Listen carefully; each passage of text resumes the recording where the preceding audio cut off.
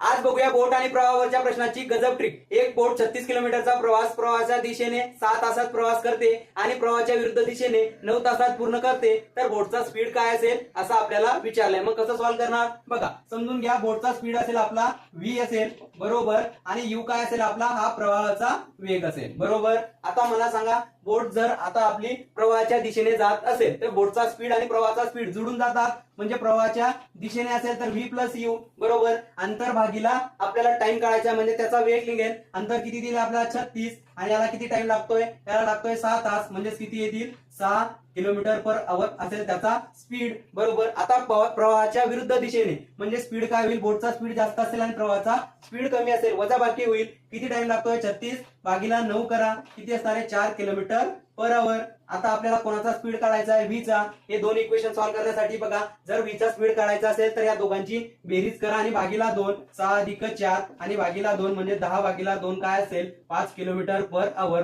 हा असेल तुमचा बोटचा स्पीड। सिंपल।